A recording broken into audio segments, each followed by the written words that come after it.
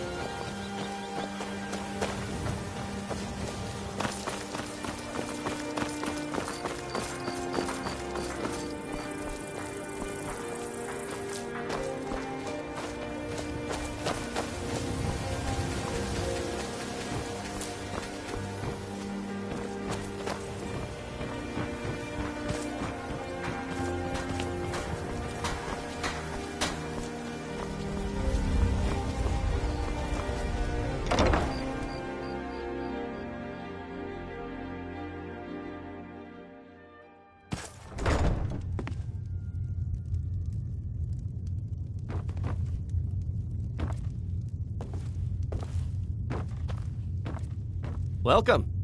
We serve only the best here. Blackbriar mead. May I get one for you?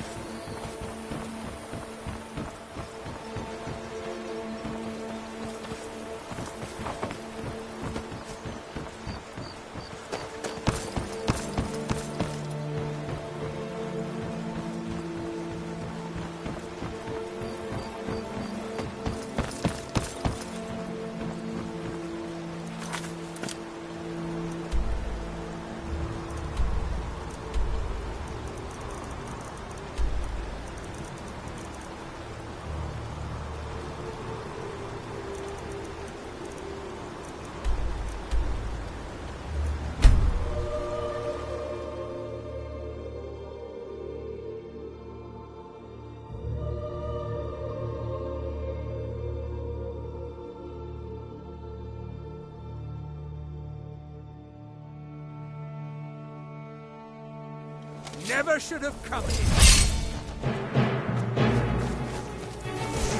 Run!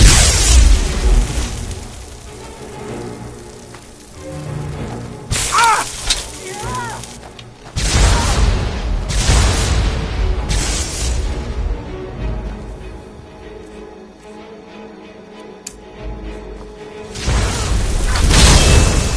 Your kind. Oh, please.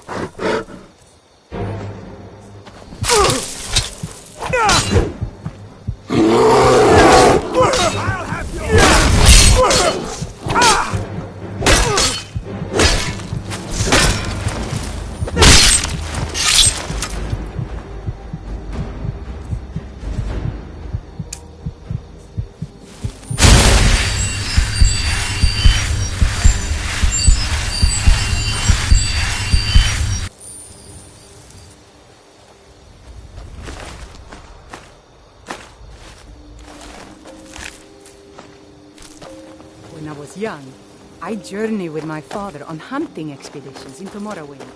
The cliff racers made for excellent sport.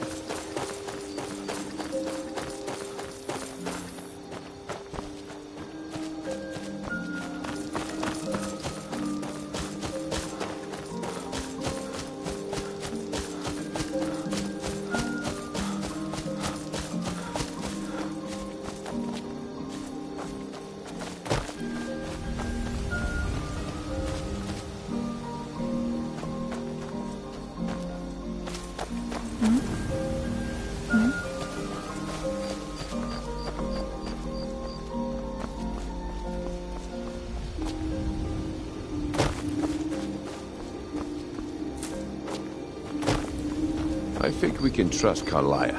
Let's see what she's on about.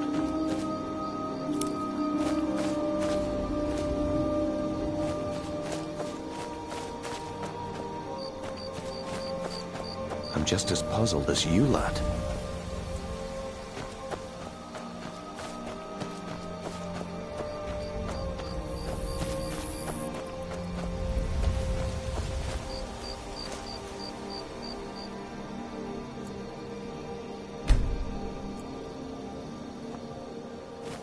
I love the cold air. It's exhilarating. Perhaps it's because of my Nord blood, but there's something about it that makes me feel alive.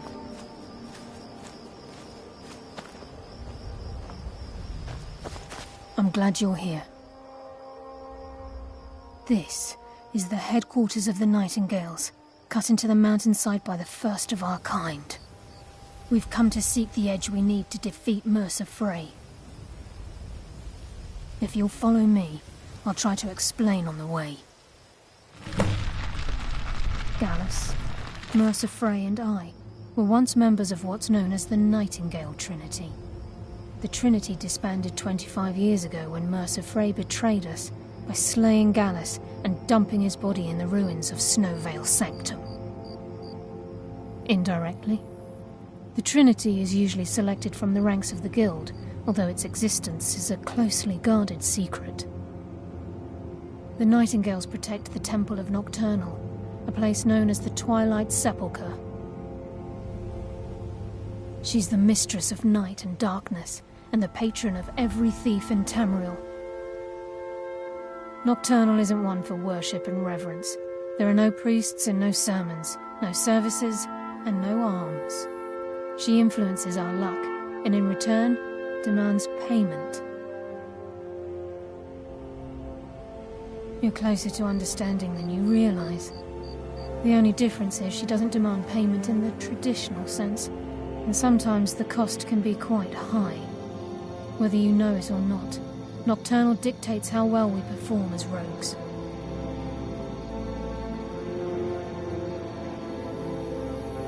Again, you have to think differently. Haven't you ever noticed how our luck behaves? Like a novice picking an impossible lock, or a blind man suddenly turning to face you as you reach for his pocket. It's through these subtle means that Nocturnal influences us. Nocturnal's whim is the greatest mystery to everyone. There have been volumes written on the subject. Does she exact payment when we die? When we suffer? Does she revel in our misery? No one knows. The return certainly seems worth the risk, though. From the moment you were struck with my poisoned arrow at Snowvale Sanctum, my path changed its course. Perhaps I couldn't bring Mercer back alive, but together, we were able to clear my name and to put Gallus's memory to rest. I'd always intended Mercer's fate to ultimately be decided by the Guild, and it seems they've spoken. It's my hope that you will, yes. I really miss traveling like this. Walking the breadth of Skyrim has always filled my heart with excitement.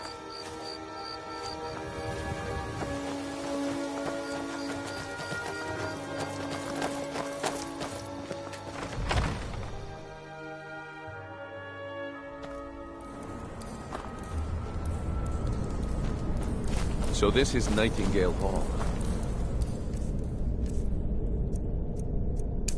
I heard about this place when I joined the guild, but I never believed it existed. The assumption that the Nightingales were just a myth was seeded within the guild on purpose. It helped divert attention from our true nature. What's wrong, Brynjolf? I can almost hear your brow furrowing. I'm trying to understand why I'm here, lass. I'm no priest. I'm certainly not religious. Why pick me? This isn't about religion, Brynjolf. It's business.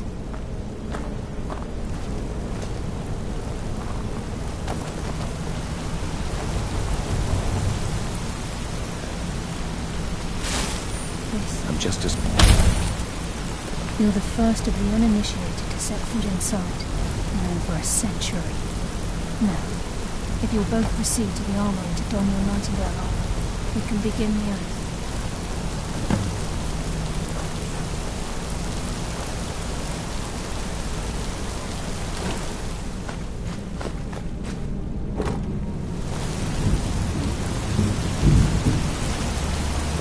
You appear hesitant to don your Nightingale.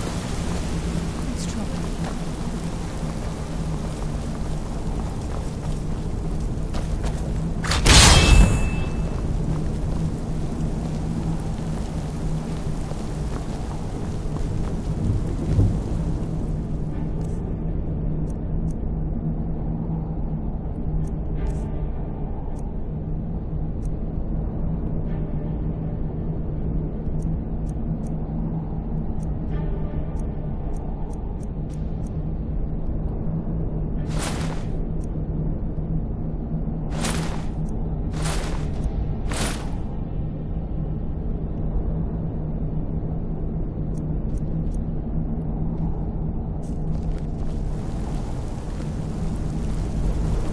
You appear ready for the oath.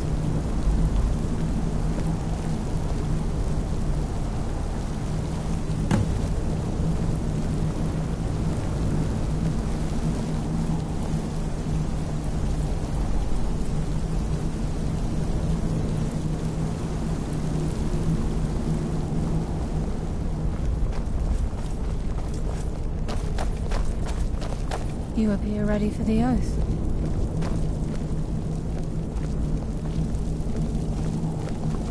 You appear ready for the...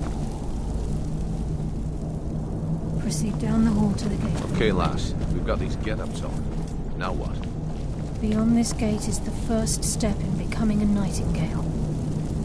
Whoa there, lass. I appreciate the armor, but becoming a Nightingale? That was never discussed. To hold any hope of defeating Mercer, we must have Nocturnal at our backs. If she's to accept you as one of her own, an arrangement must be struck. What sort of arrangement? I need to know the Robbed me terms. on the road once. The terms are When quite I drew simple. Grimsever, I think the poor Nocturnal man will allow soiled you his to become a armor. Nightingale and use your abilities for whatever you wish. And in return, both in life and in death, you must serve as a guardian of the Twilight Sepulchre. Aye, there's always a catch. But at this point, I suppose there isn't much to lose. If it means the end of Mercer Huh? Frey, you can count me in. What about you? Are you ready to transact the oath with Nocturnal? Good. After I open the gate, please stand on the western circle. This is enough to make your head spin, eh?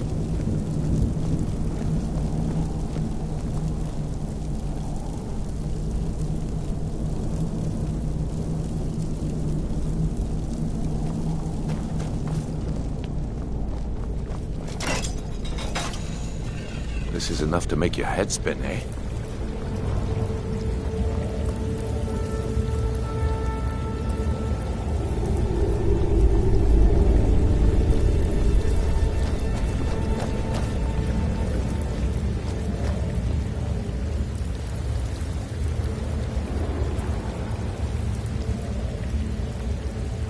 I call upon you, Lady Nocturnal, Queen of Murk and Empress of Shadow.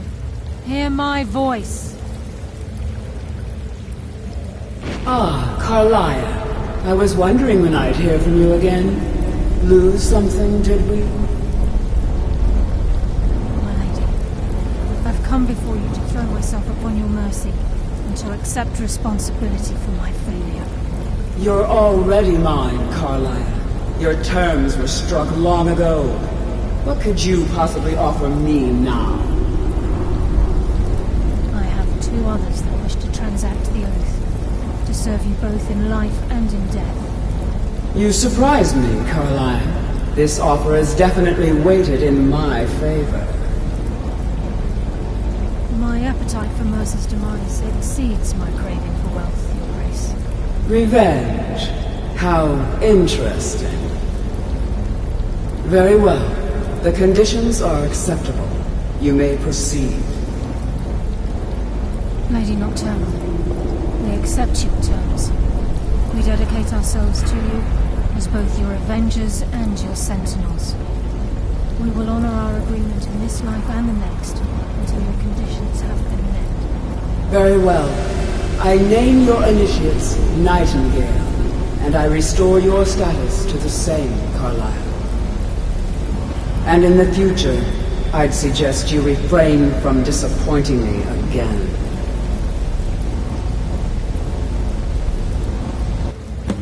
Exploring these caves feels like coming home. I missed this. I suggest you Now talk that to you've Carlisle transacted first. the oath, She has it's some time to clues that reveal will the turn your final stomach. piece of the puzzle to you. Mercer's true crime. Mercer was able to unlock the Guild's vault without 2 keys because of what he stole from the Twilight Sepulchre, the skeleton key. By doing this, he's compromised our ties to Nocturnal, and in essence, caused our luck to run dry. Well, yes, but the key isn't only restricted to physical barriers. All of us possess untapped abilities, the potential to wield great power securely sealed within our minds. Once you realize the key can access these traits, potential becomes limitless.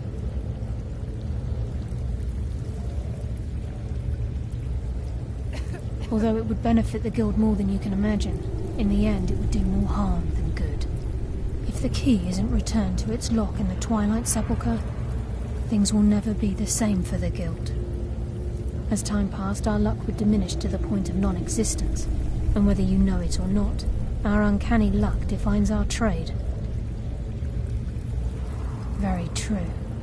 In our line of work, it's quite rare we set out to return a stolen item to its rightful owner.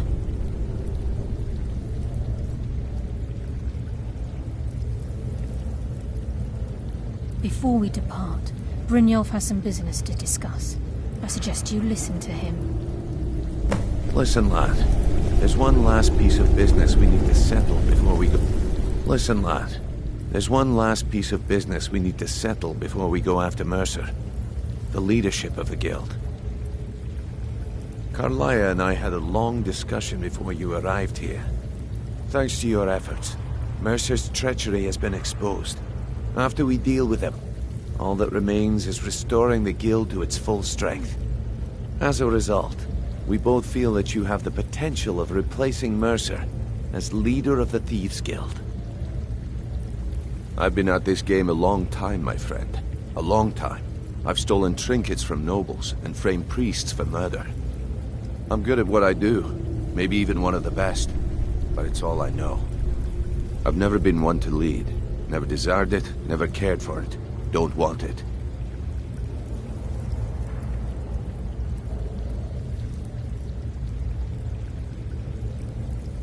Ha! Spoken like the leader of the Thieves' Guild. Just don't lose yourself in the role. We have a bit of an errand to run before your coronation. Then it's decided. When this is all over and Delvin's contacts assure me that we've regained our footing in Skyrim, we'll handle the details. Until then, we have quite the task ahead. I've been poring over the plans you brought us, and I'm convinced the eyes of the Falmer are in the Dwarven ruins at Erkenthand. Carlisle and I will meet you there. Prepare yourself, lad. This will be a fight to remember.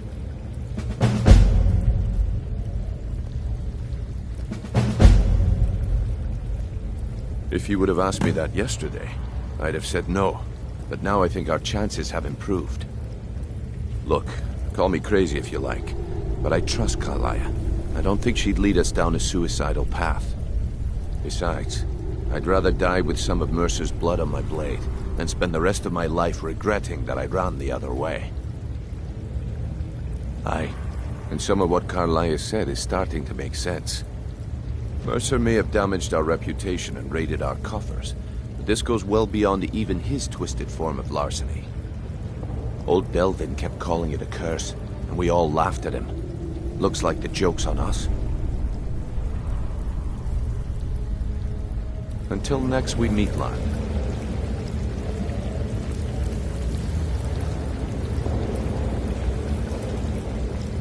Sorry, lad. I've got important things to do. We'll speak another time.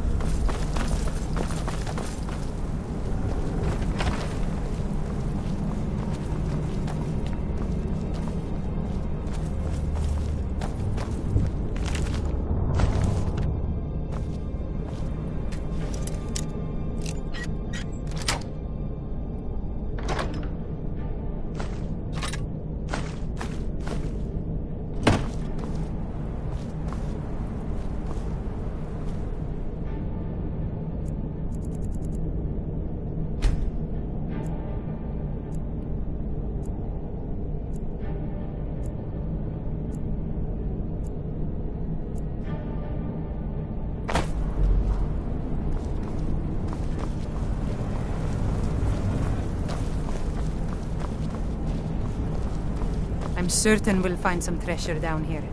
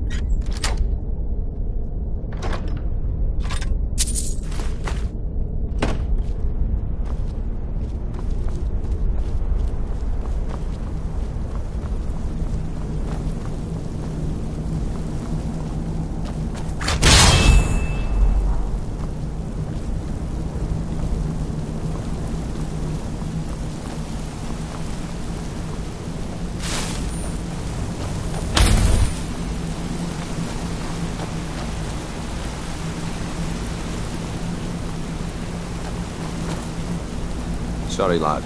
I've got important things to do. We'll speak another time.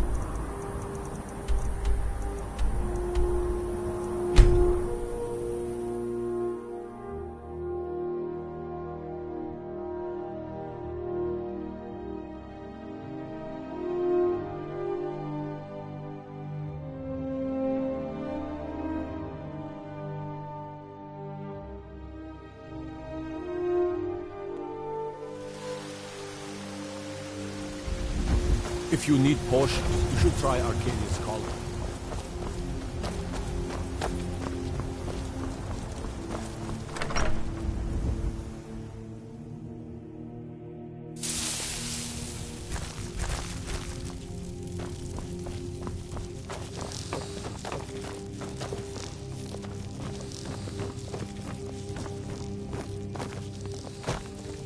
What do you need, my Thane? We have a cozy little prophet. Here, this is your share, love. Goodbye, my love. I've never been as... I'm itching for a fight. No problem. I can carry a good bit of gear.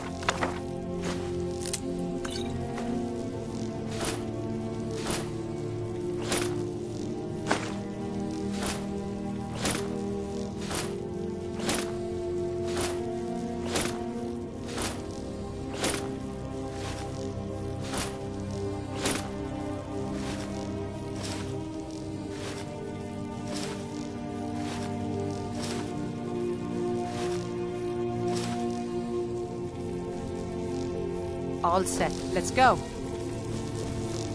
Long life to you, Thane.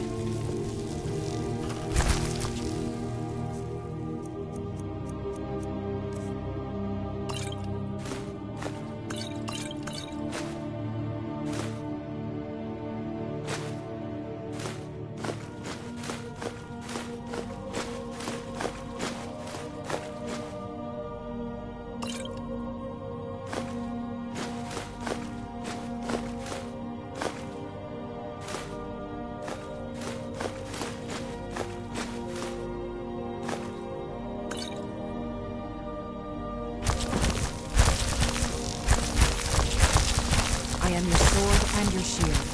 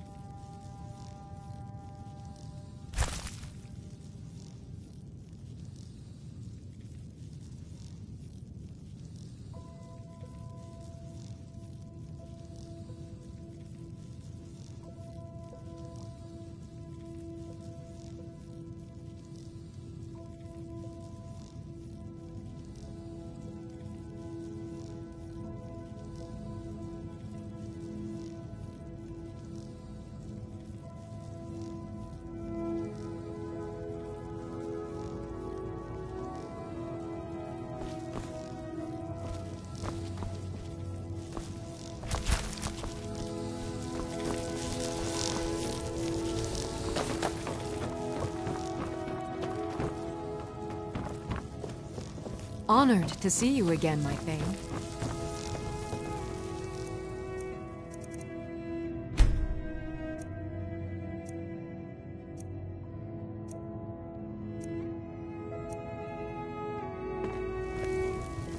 I've really missed traveling like this.